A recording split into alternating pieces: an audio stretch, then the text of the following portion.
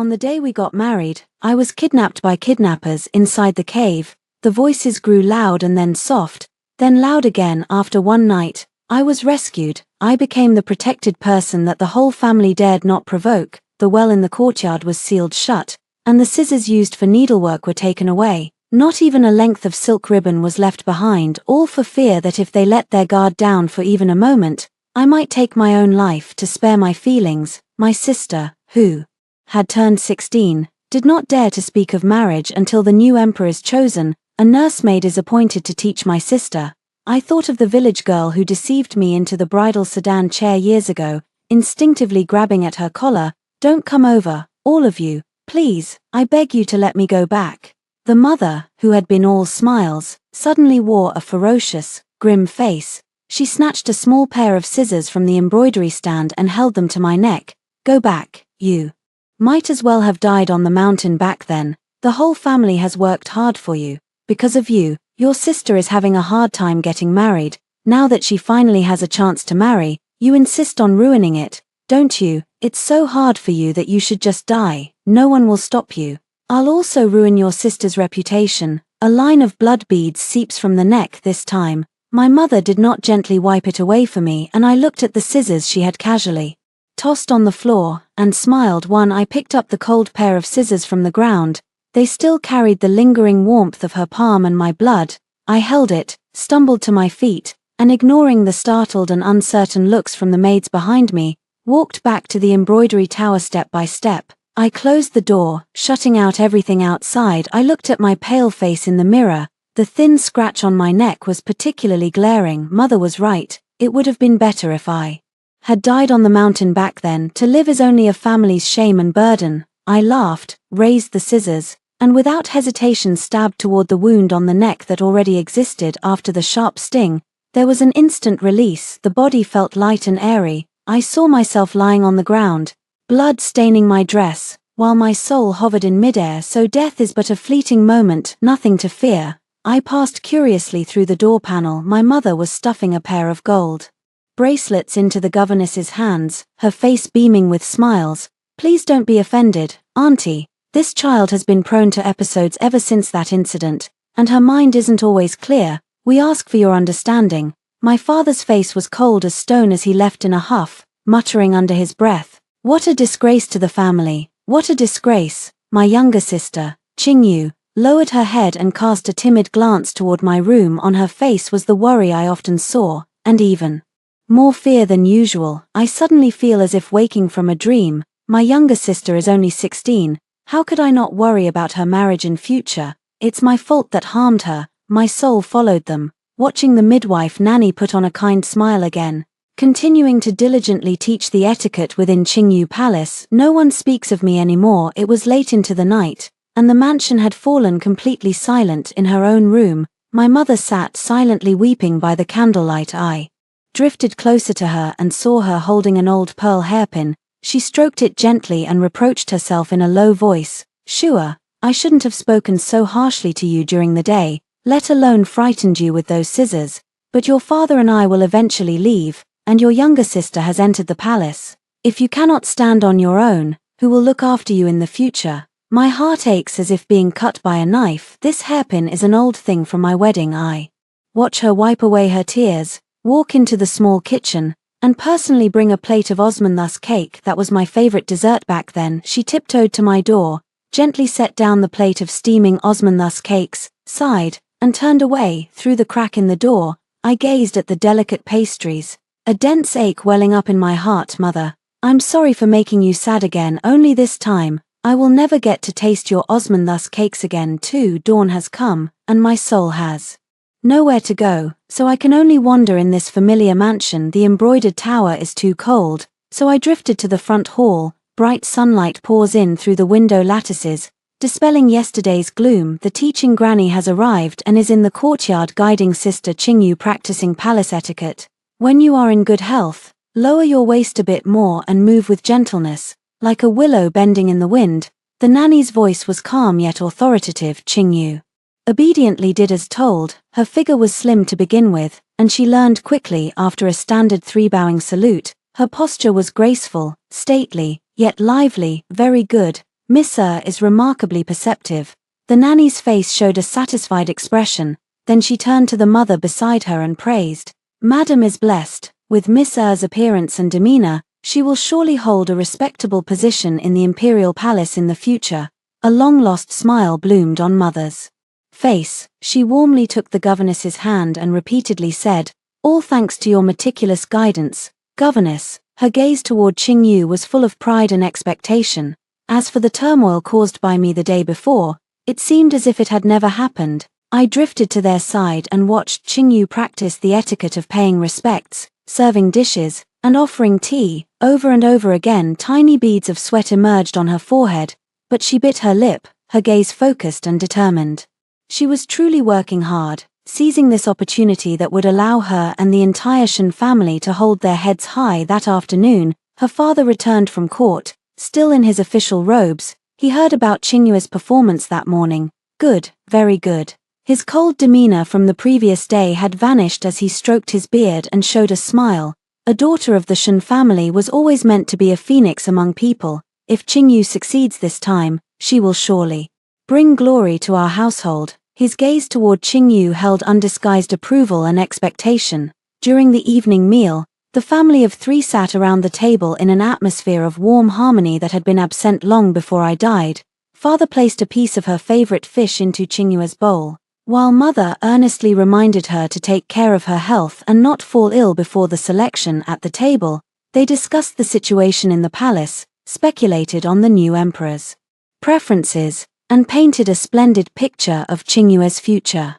No one spoke my name, no one asked why the eldest daughter hadn't come to the meal. My embroidered tower, my room, they had become a corner of the mansion deliberately forgotten. Suddenly, I felt that this was for the best. My younger sister no longer had to live cautiously because of my presence, nor let her bright future be delayed by my illness. Parents need not worry about me, it is in my prime, yet my hair has turned white. Isn't this the result I most desire when choosing to end my life? I look at her, and for the first time there is no jealousy or inferiority in my heart, only comfort. Little sister, just keep going like this, take with you my share, and live a bright and splendid life. However, in this vast Shen residence, there is no longer any place for me. My soul drifted aimlessly through the night. Just as I passed through my mother's door, I overheard her whispering to my father, "Master, tomorrow let the maid go and call the eldest daughter out. Keeping her confined like this forever is not the answer." The father's voice carried a hint of impatience. "What is she good for? Let her stay still and not come out causing trouble. Yet she hasn't eaten anything since yesterday." The mother's voice showed a touch of hesitation and worry. 3. The father ultimately couldn't go against his wife. The next day at lunch, a young maid carrying a food box came hesitantly to the foot of my embroidery tower. She dared not go upstairs, nor knock on the door. She simply placed the food box on the steps and retreated far away, as if behind that door lurked some man-eating beast. I floated above, watching her. She was Xiao Kui, the maid I had always used during my lifetime. She used to be bold and lively, but now she wouldn't even dare to approach my door. No wonder.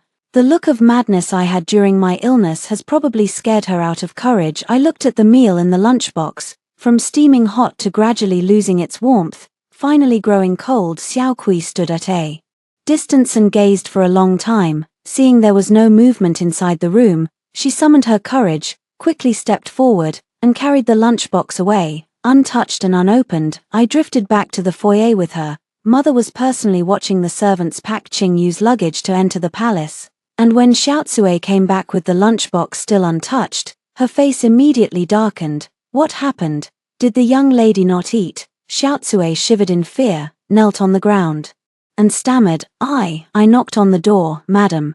But the young lady didn't answer or open the door. Her mother's face darkened even more. With a sweep, she flung a piece of brocade clothing into the chest, shouting in anger, "Fine, perfect, just great. Is this another attempt to starve me into submission by pouting again?" The rage in her eyes nearly boiled over. Who does she think she is? Does the whole family have to revolve around her? Entering the palace is a big deal for Qingyu. She insists on causing a scene at this critical moment, as if this family isn't chaotic enough.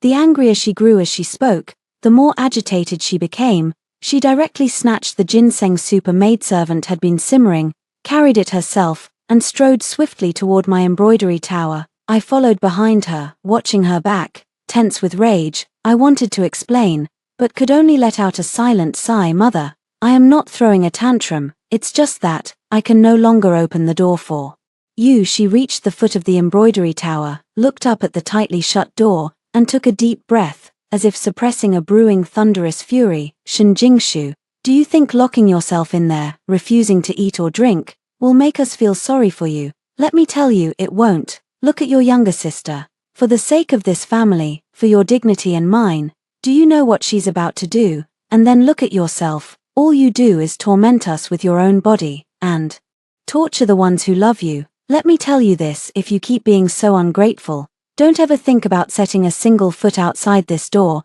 I'll just pretend I never gave birth to a daughter like you. She screamed, herself hoarse, her angry face interwoven with deep exhaustion. I drifted before her, watching the red bloodshot in her eyes, watching the white hairs that had grown along her temples at some unknown time, and my heart ached again and again. Sorry, Mother, sorry, I made you sad again. I stretched out my hand, wanting to tug at her sleeve as I used to and tell her I was wrong, but my hand could only pass through her body again and again. Between us lies a chasm of life and death, one that she will never be able to see, for my mother's angry shouting echoed downstairs for a long time. In the end, she still placed that bowl of ginseng soup heavily on the step and turned to leave. She didn't cast another glance at the door. 3 days later was the day my younger sister Shen Qingyu would enter the palace. The entire Shen household was filled with a long-awaited festive atmosphere.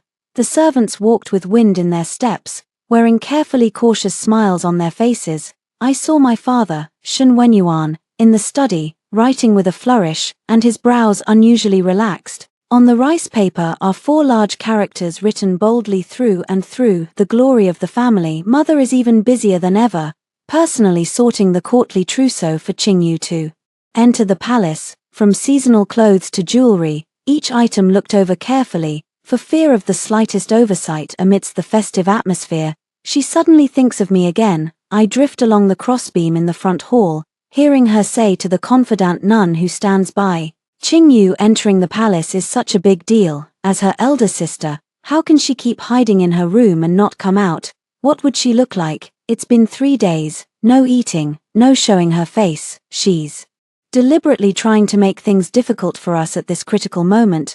Mother paused her work and cast a glance toward my embroidered pavilion, her eyes brimming with undisguised weariness and irritation.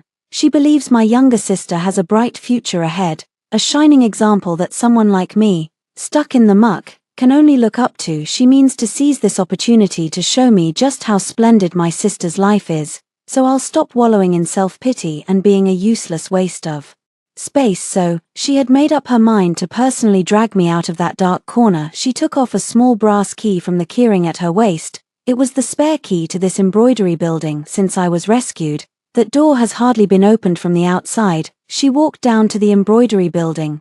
The weather today was fine, sunny, yet her face was more somber than the clouds. She took a deep breath, raised her head toward the tightly shut door, mustered all her strength, and issued an ultimatum. Shinjingshu, have you caused enough trouble?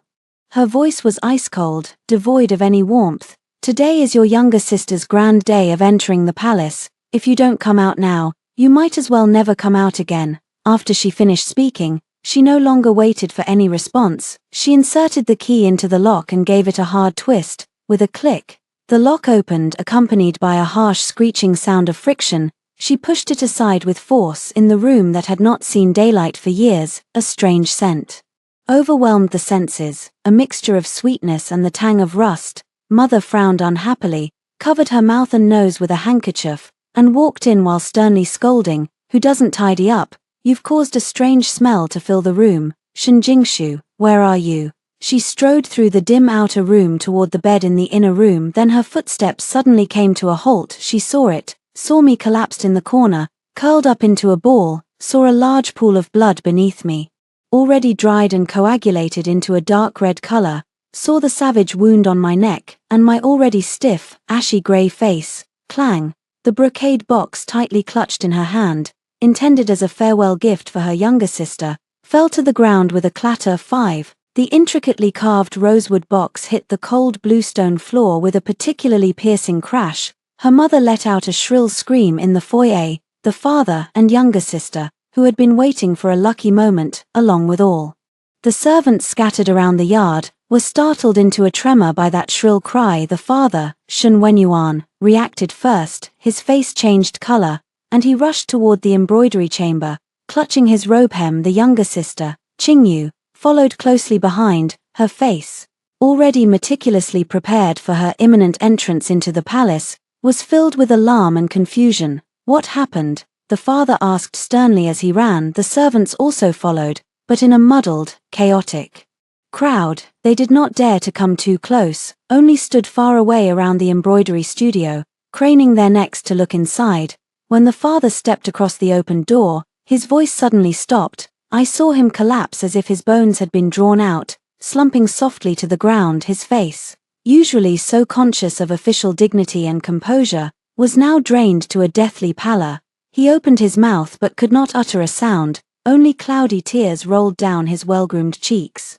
Qingyu, who had hurried over, came to an abrupt halt at the door, frozen by the scene before her. She covered her mouth, her beautiful almond-shaped eyes first filled with fear, then with utter disbelief. She staggered backward, as if she had seen the most terrifying growl in the world. Her body collided with the wooden table, producing a dull thud. Older sister, she murmured to herself, her voice as thin as a fly, soon drowned out. And the source of that scream, my mother, Mrs. Wang. At this moment finally recovered from the extremity of her fright, she lunged at me like crazy and fell to my side. Shua, my Shua. She trembled as she reached out to hug me, but when her hand touched my cold, stiff body, she recoiled abruptly, her gaze fixed on the grotesque wound on the side of my neck. The wound had already turned a deep brown, flesh and blood blurred, hideous to the point that one dared not look directly. Her hand reached out again, this time with a kind of resolute, self-validated madness. Her fingertips precisely covered that fatal wound. Size, position, depth. Her whole body trembled violently, and her pupils suddenly dilated. It's right there. 3 days ago, with that small embroidery scissors, she personally carved that cut of blood on my neck, right here. Not a single detail off. I'm not throwing a tantrum, I'm not joking. I didn't threaten her with a hunger strike. I really died as she wished, with the scissors that she handed to me. A cry more wretched and more desperate than before burst from her throat. She finally understood that her sentence, if it hurts that much, just go die, was not just venting, but a curse of death. She personally stuffed the tool that ended my life into my hand. Shua, Mama was wrong, Mama was wrong. She cried out my name with all her strength, regret swallowing her sanity in an instant like a venomous snake. She raised her hand, no longer the gentle attentiveness when arranging her younger sister's clothing, nor the reluctant and resolute dismissal when pushing me away. Instead, she picked up the embroidered scissors on the ground and stabbed herself fiercely. Stab. First comes the elaborate dress, then the soft undergarment. Finally, the flesh is cut open by cold scissors. Through one wound after another, blood spouts, droplets pattering onto the ground that had long since turned black and sticky. Somebody, stop the madam. The father anxiously called for the servants, his legs weak as he lunged toward the mother. The mother, however, seemed to feel no pain, wanting only to atone and punish herself in this way. It's my fault, my Shua. I shouldn't have said that. I shouldn't have given you the scissors. Remorse and despair completely consumed her, holding my already cold body in her arms. She wept as though her heart would break, as if she would vomit out her very innards through her throat, and I just drifted in midair, coldly watching this delayed collapse. Look, mother, this time, I did not let you down again. You tell me to die, I am dead. 6. The day my younger sister Qingyu entered the palace, I had ultimately missed it. On the 3rd day after my death, the Shun family publicly announced that Mistress Shen Jingshu had perished suddenly due to a relapse of an old illness. The mansion had removed the red silk prepared for the younger sister's entry into the palace, replacing it with stark white mourning cloth. A hastily arranged funeral thus began. In silence I drifted above the mourning hall, watching it all, my heart calm and undisturbed. My father, Shen Wenyuan, stood at the forefront, dressed in funeral attire, receiving fellow officials who came to pay their respects. He stood up straight, his face showing just the right mix of sorrow and restraint. As if what had been lost was only a distant, unimportant relative, not his biological daughter, I saw a senior official from the Ministry of Personnel patting his shoulder and whispering comforting words. "Brother Shen, bear your grief, the matter of your beloved daughter, sigh, it was fate." The father returned the courtesy with a hollow voice. "Pray do not worry about me, my daughter is frail, to have held on until today is already a great fortune." He told the lie without changing his expression, all in order to preserve his precarious official standing and to prevent his daughter's suicide from becoming a handle against him. Qingyu, my younger sister, knelt on a prayer cushion, dressed in plain white. Looking exceptionally frail, she kept her head lowered, her expression hidden, save for the occasional involuntary tremor in her shoulders. She did not cry out loud, so I could not tell whether she was truly grieving or simply afraid that losing composure might mar the flawless performance. My mother, in this drama, was both the most beleaguered and the most genuine of all. In public, she was supported by a maid, her face pale and eyes swollen, yet she maintained the host's dignity, gracefully dealing with the ladies who came to comfort her. She clenched the handkerchief tightly, knuckles whitening, as if summoning all her strength to prevent herself from collapsing on the spot.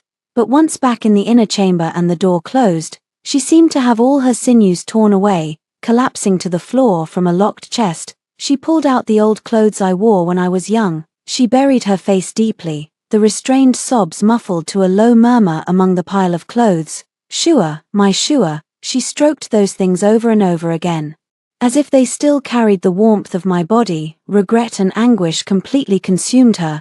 This room had become the only place where she could take off her mask. I watched them in silence, watching my father pretend to be calm to save face, watching my mother become two different people in front of people and behind their backs, watching this fragmented farewell. Their so-called protection, their so-called love, turned out to be so fragile in the face of family reputation. I finally understand that embroidered tower, which trapped me for years, was never a loving nest built for my own good. It was nothing but a cage carefully crafted to conceal family disgrace, to whitewash the facade of peace, and to keep my illness from tarnishing the Shen family's honorable reputation. My illness, my pain, my struggle, from the very beginning, were never wounds they wanted to heal, but a disgrace they were eager to cover up. 7. The clamor of the day has faded, the guests long since departed. This hall of mourning was set up for me, and now only my family remains. Late at night, the wind squeezed in through the gap in the door,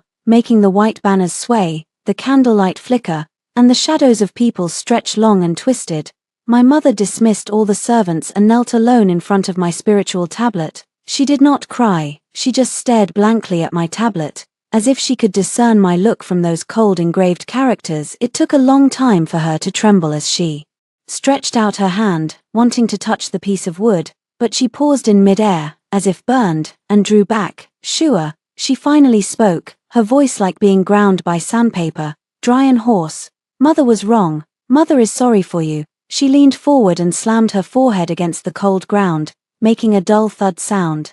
"I shouldn't have said those things, shouldn't have frightened you with the scissors." Her voice began to choke, broken words forcing their way out of her throat. "Those scissors, I was the one who handed them to you. It was my own hands that pushed you to the brink." She could no longer hold herself up and collapsed to the ground. The grief she had suppressed the entire day finally burst through its dam in that moment. Regretful tears soaked the ground before her. But this belated confession I could no longer hear. In the corner of the prayer hall, Father Shen Wenyuan crouched in front of a brazier, his back to us. He silently tossed of painting paper into the fire. Those were all the paintings I had drawn while I was shut up in the embroidery building. The landscapes in the painting are freedom I have never seen. The flying birds in the painting are distant places I cannot reach.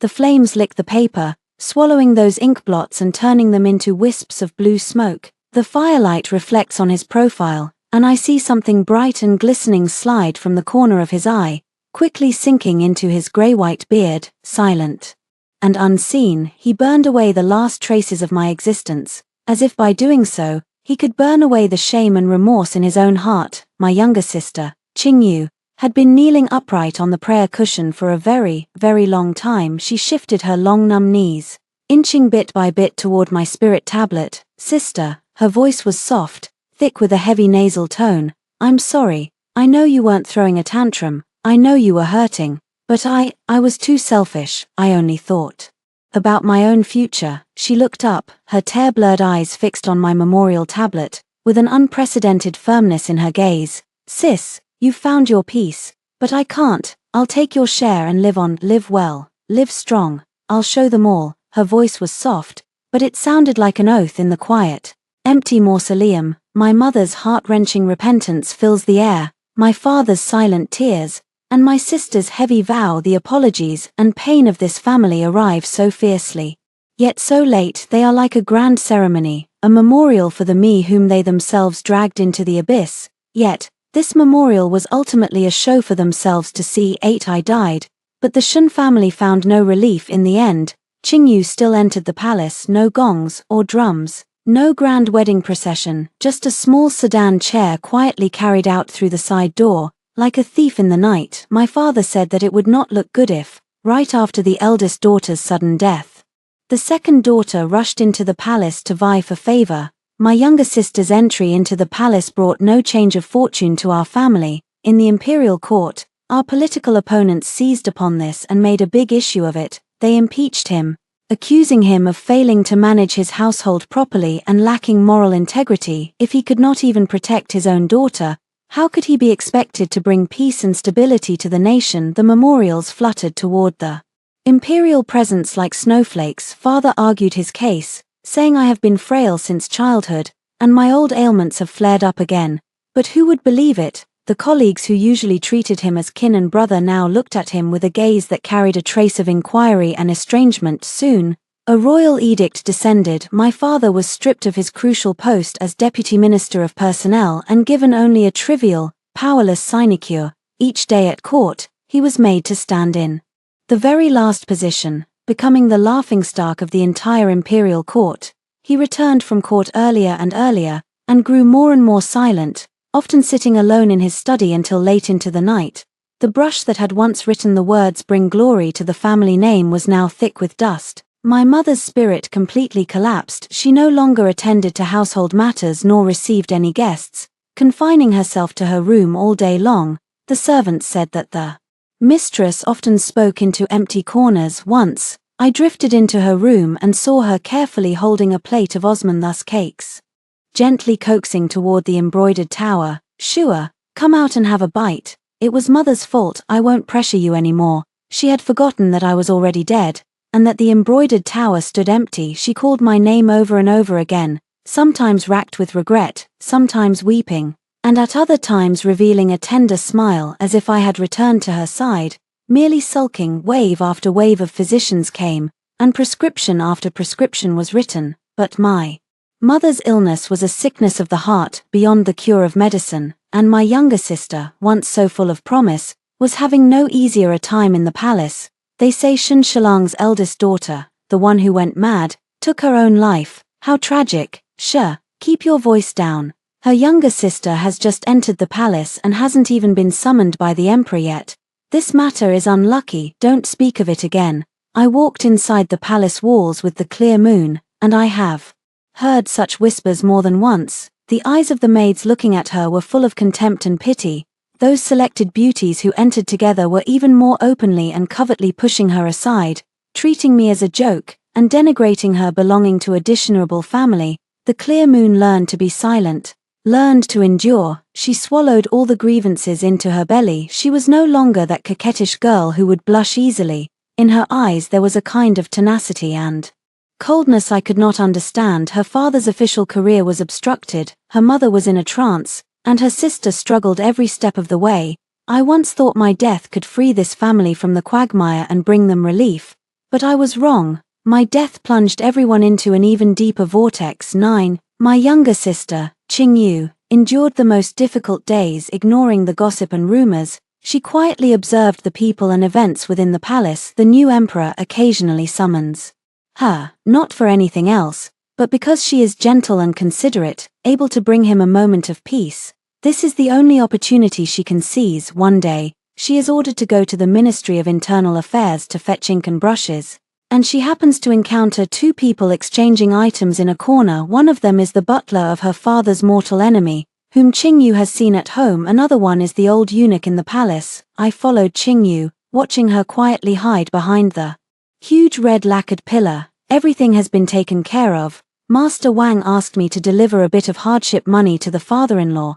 The manager's voice lowered. The old eunuch weighed the silver pouch in his hand, then grinned. Master Wang is indeed straightforward, but that matter was settled years ago. Even Shen Wenyuan, that old fool, was dismissed from office. Why are you still thinking about it, sir? The adult means that one must root out the evil entirely. The young one from the Shen family has entered the palace, hasn't she? The adult fears she might stir up trouble, so he asks you, eunuch, to keep a close eye on her. Rest assured, the daughter of a disgraced can't cause much trouble. Besides, with that incident involving her mad elder sister, she'll have enough on her hands once inside the palace. Upon hearing the words mad elder sister, Qingyu's body trembled violently. The steward then added in a sinister tone, come to think of it, eunuch, back then, in that affair, you played the leading role. If not for that sharp countrywoman you found, who managed to trick the eldest daughter of the Shen family out of the city,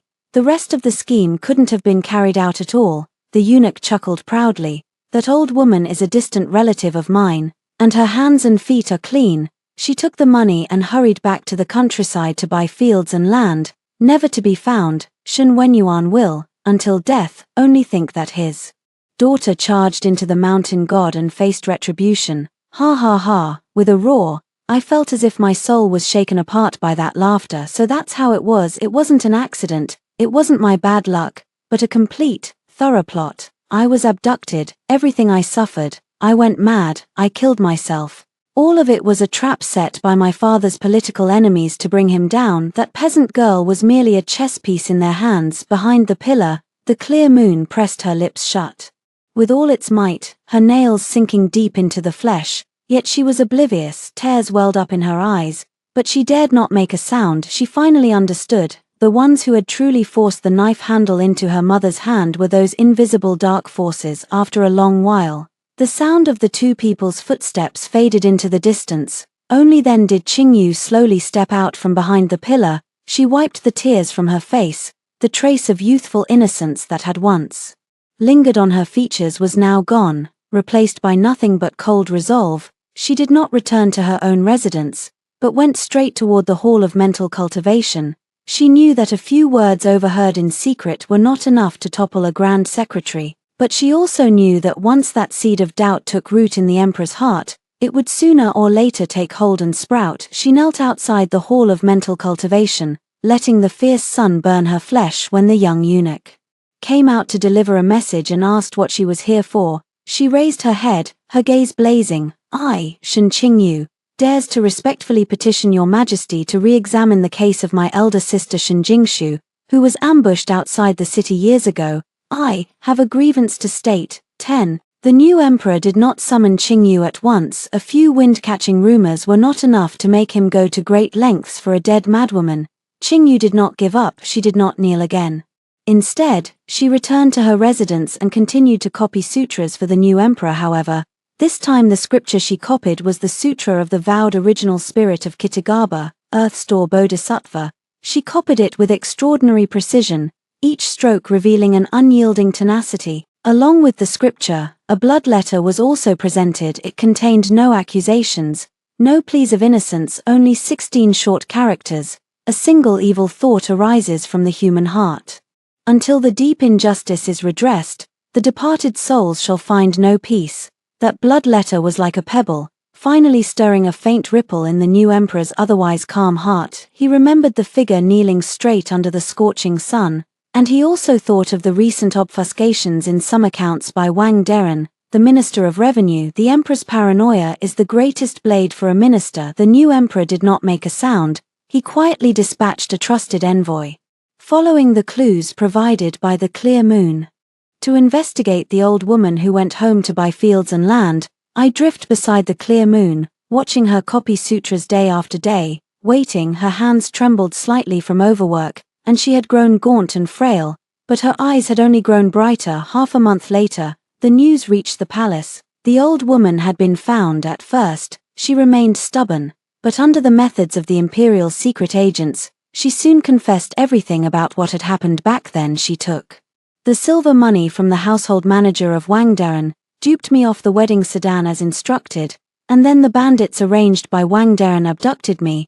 The testimonies and physical evidence are all in place, ironclad evidence. Wangdaren was captured directly while he was in court. When the imperial guards stormed into the throne hall and proclaimed the edict, he collapsed to the ground, his mouth continuously shouting that he was wronged. My father is also on the hall of court. He had long been dismissed from office, but was allowed to attend as a spectator. When he heard the edict clearly recite my name, and the words deliberate framing, ruin his reputation, cause his gruesome death, his whole body stiffened. The truth is laid bare for all to see. The news that Miss Shen of the Shen family was not abducted by misfortune but framed by a vile person spread like wildfire throughout the capital. The Shen family's injustice was washed away. The root of my father's line, the family is doomed, lay in someone else, but I can never return again. Wangdaren was sentenced to death by beheading, his property confiscated, and his faction entirely dismissed and investigated.